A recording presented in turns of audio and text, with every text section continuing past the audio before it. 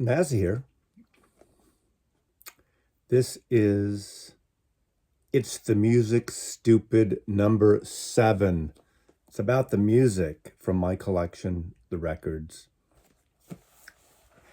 I had dinner tonight and a drink with Dr. Roberts. Not the one in the Beatles song, but Dr. Bob, Dr. Roberts. He's actually a real surgeon. And he's been threatening for a year now to work on a YouTube channel because he has like 9,000 records. Crazy.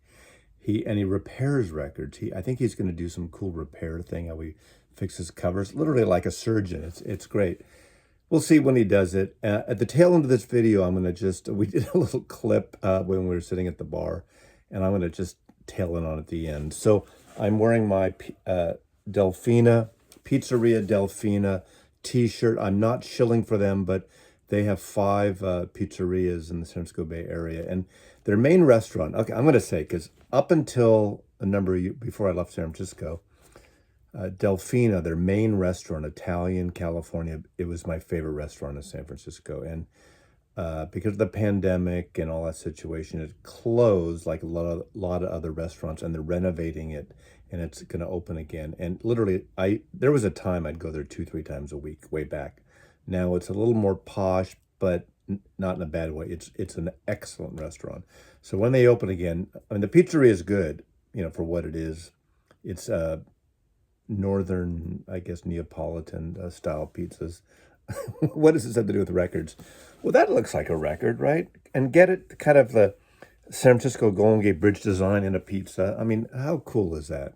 Uh, but when their restaurant reopens again, I need to get down there because they're good people, they're a great restaurant, just really good food. Anyway, well, I got back from dinner and drinks, and I pulled 5 albums for a playlist, and I played all these tonight. So this is kind of late when I'm recording this. And I thought these 5 records would be great for It's the Music, Stupid.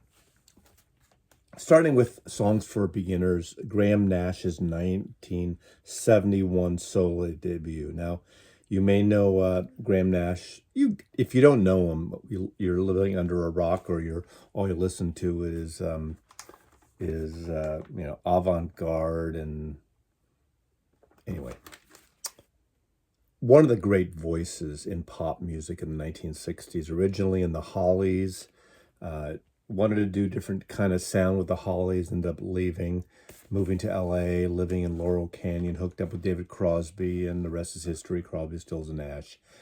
What a great debut. Now, not hip by today's standards, but these are some of the most amazing pop vocal records ever made.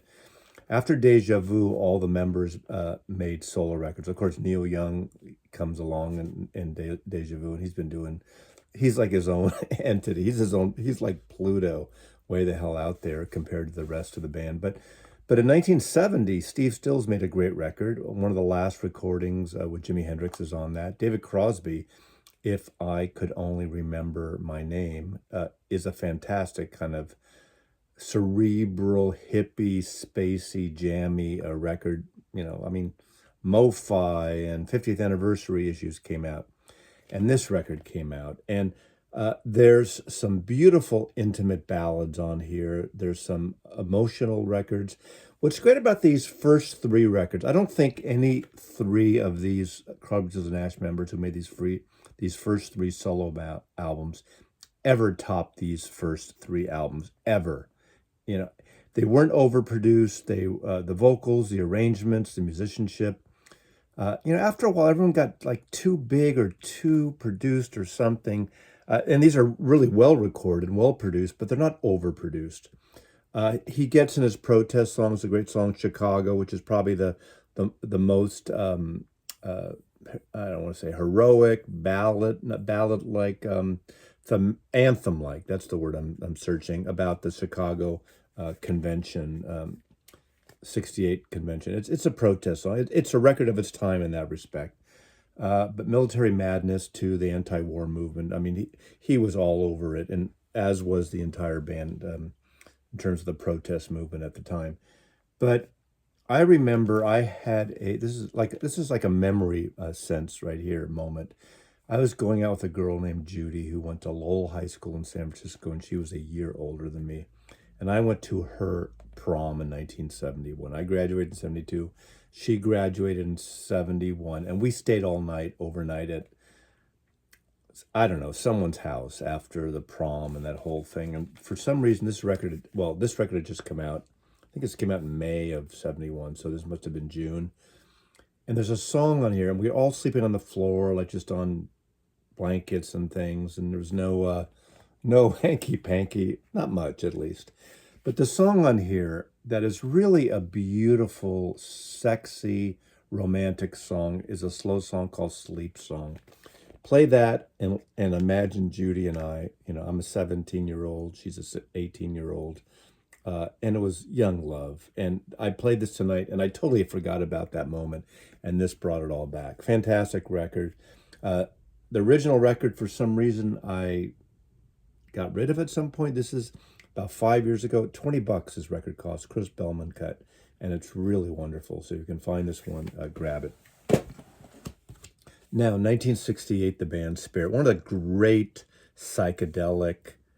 They're a hybrid of jazz, psychedelic, folk. Great band out of Los Angeles in 1968. This album came out, recorded at the end of 1967, and it's one of those records that you don't hear a lot now. This is this is a Sunday's reissue of the Mono, which I had never heard, and this is a killer version of this record. Opens up with this great kind of like really almost Santana-like in their own way, Fresh Garbage.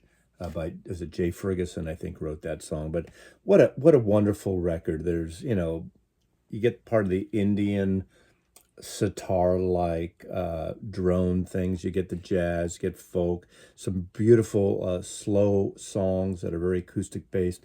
And of course, the track 4, written by Randy California, called Taurus. That's the song that Led Zeppelin ripped off. One of the 327 songs that Led Zeppelin ripped off, and that's the one that there was a lawsuit. They if you listen to it, you could see how it does have you could see that Stairway to Heaven was, if not ripped off, was influenced by this, and partly because in 1968 on this tour, when they were touring, when this album came out, and they were playing that song night after night after night after night after night. Led Zeppelin was the opening act. Coincidence or not? I mean, that's what rock and roll is about. Maybe it was just a coincidence, but it starts out exactly the same. Oh, not the beginning of this version.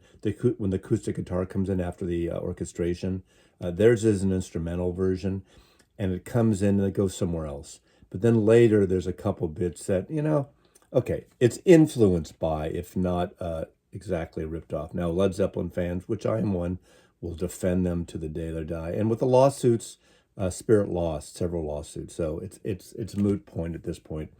But 1968, fabulous, one of the great LA bands that doesn't get enough love these days. They should, because this is a fantastic album.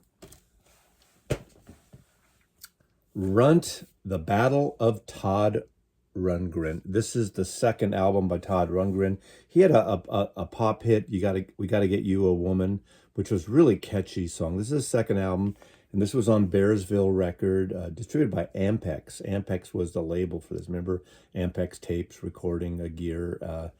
He recorded this in the backing tracks in Los Angeles, did all the vocals and things in Bearsville.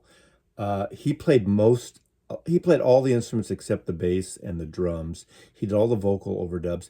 And this is a very piano-based, sort of like super power ballad album, except for 2 tracks. There's 2 tracks, I think, maybe towards the end of each side, that's more loud and rock and roll.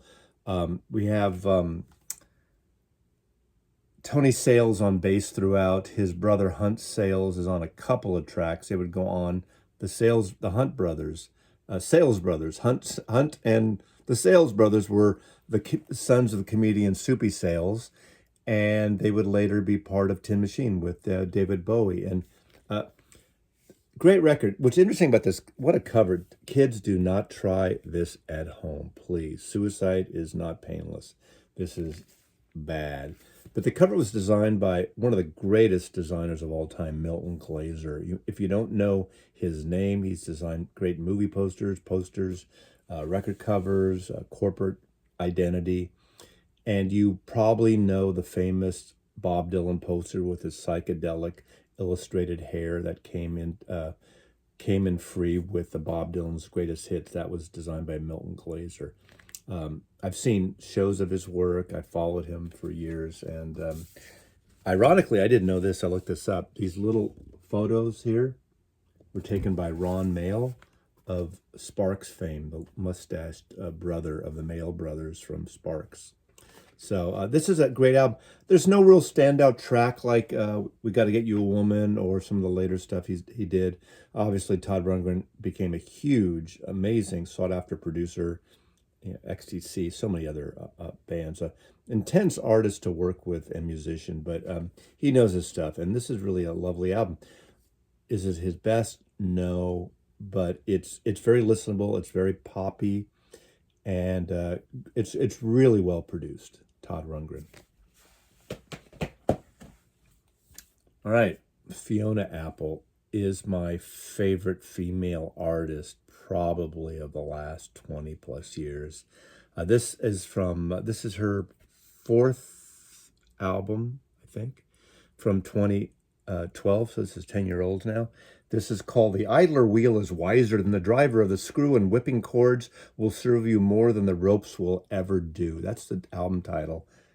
But we kind of call it the idler wheel, we and everyone else, because that's too complicated.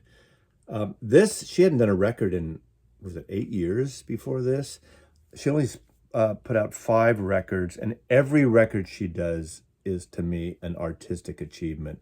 She does jazzy, folk, I don't want to say not new wave, but she's got this artistic drive and intensity in her lyrics and her arrangements, a little bit of a Baroque sound, her piano playing.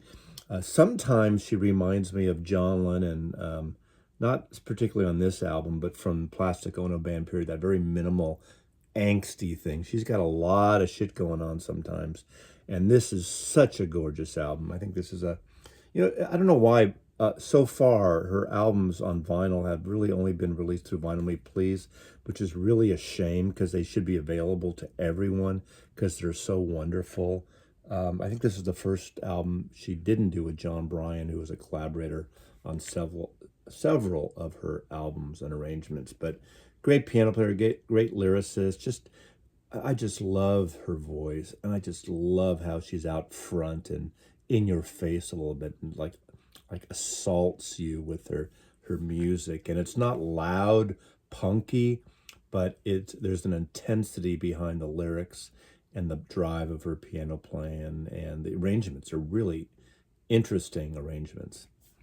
And lastly, an album, this came out in 1989, I believe, Paul's Boutique. This came out as a crucial time when the Beastie Boys had left working with Rick Rubin, sort of estrangement after their success with was a License to Ill.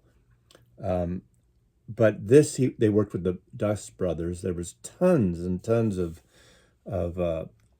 samples on this record.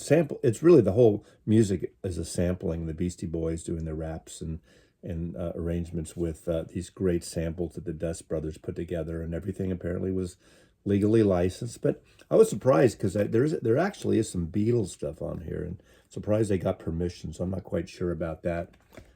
This great photograph. I love this photograph. Great cover art. Expansion. This is Ludlow Street, down in Lower Manhattan. It's basically just south of Houston, Soho, on the east. Well, more on the east side. It used to be the Jewish neighborhood, Ludlow Street. There's some great clubs, great delis around there. It's definitely changed now. Everything is poshed up like New York and every friggin' city in America. But what a great record. And even for non rap art, this goes beyond rap. Is there a wonderful artistic side to it? It's this is a issue from about 4 or 5 years ago. It keeps getting reissued every couple of years, so seek it out because it's really good, and it's for older people who aren't necessarily into rap and hip hop and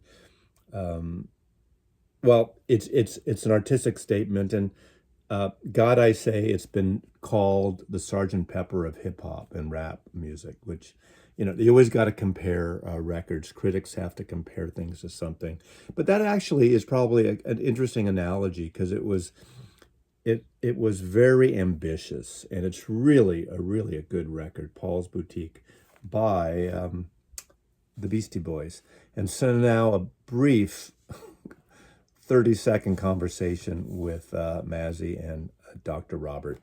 Enjoy it. Mazzy loves you. This is number 7. It's the music, stupid. Doesn't matter the friggin' pressing, but you want it to sound good. Take care. So I'm here with Dr. Robert here. Is it recording? Okay. You want to start it over? I'm sorry. No, I'm not going to start it over because you probably won't show up if I start it over. Never mind. No, I want to hear it. I want to hear the story. Yeah. What story is that? I don't know. You have an idea. Ever tell the time I got stoned with Dizzy Gillespie? You just did. Oh, just did. Okay. It's a great story. That ever? Okay, that's enough. That's enough.